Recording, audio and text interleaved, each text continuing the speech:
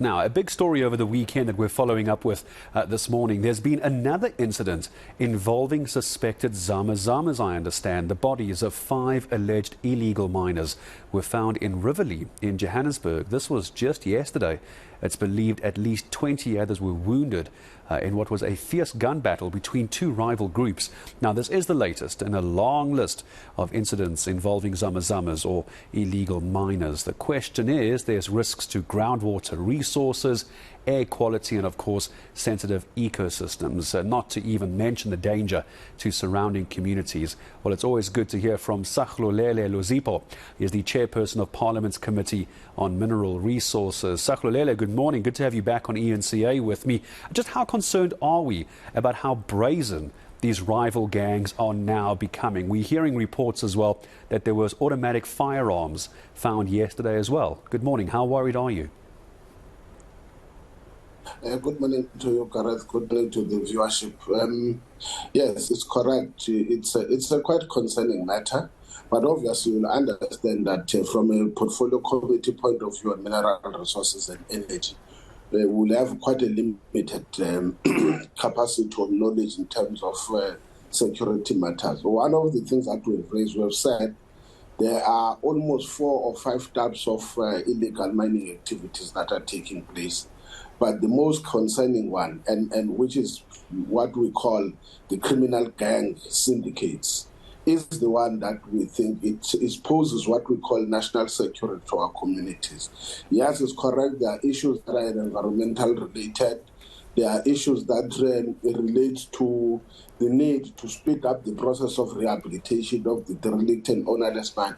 I can safely say from our side as the Portfolio Committee on Mineral Resources, outside the limitations of the law, one from as a chair is now taking an initiative to say your old order mining rights companies, yes, they may not have necessarily a liability responsibility, but could they come to the party to assist the state government in order to find a solution in terms of closing your derelict and ownerless mines?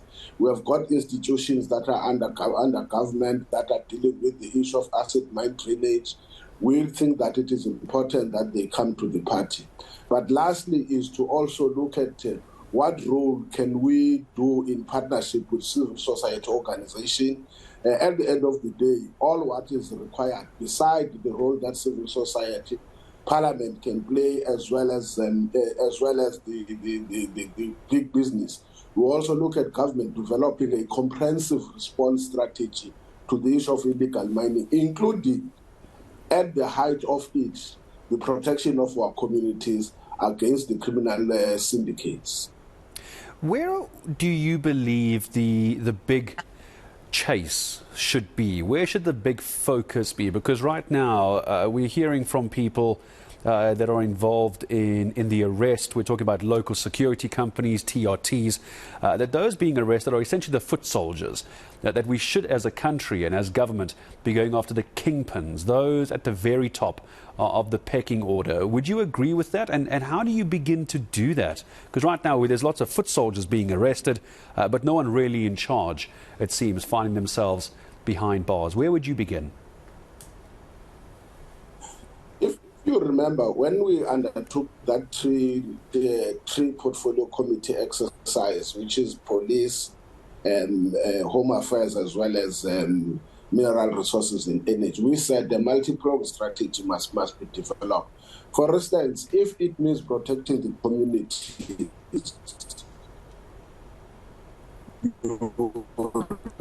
required to bring in, so be it. The first point is to protect and make our communities feel free.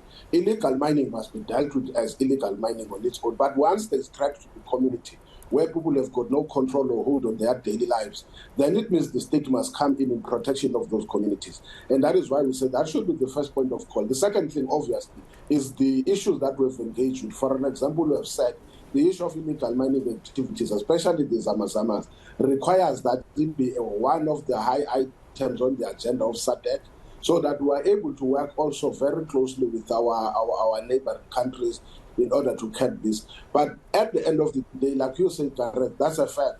We can't look at this thing outside the extent of doing away with corruption, because even within the state institutions, including officials of government, they are implicated on how these people, some of them who are undocumented foreign nationals, are entering the country. We do have situations where the allegations are being made that even officials, they put a blind eye.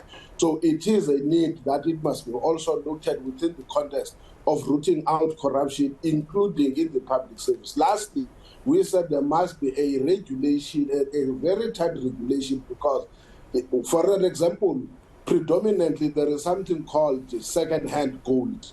And that second-hand gold, it becomes very difficult to trace its point of origin.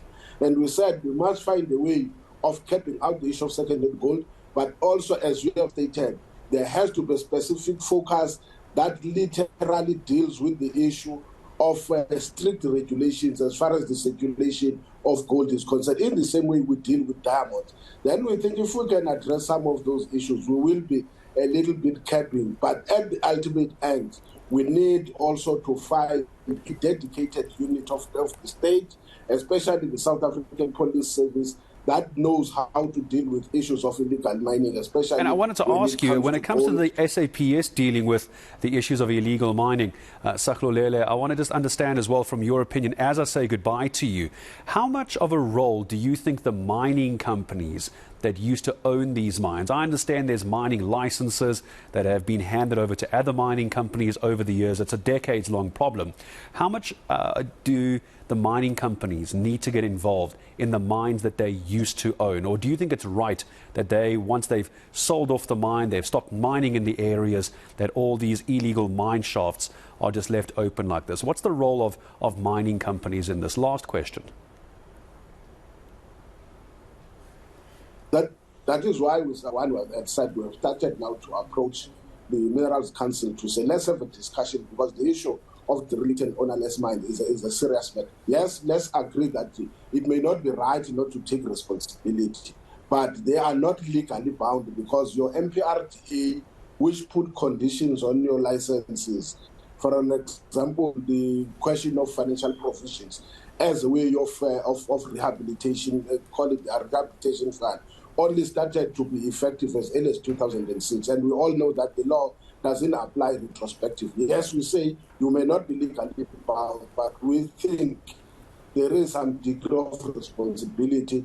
And I think with the initial consultations, there is a promising that they are willing to sit down around the table and talk. We are also looking at bringing in civil society, those that are affected by activities of mining, and say, can you also help us? So that when we found a solution, it's not a solution only that is found through a regulated system, but also as part of the consultative process that must provide a broad spectrum of solutions that are coming from all those that are concerned about the issue of illegal mining activities.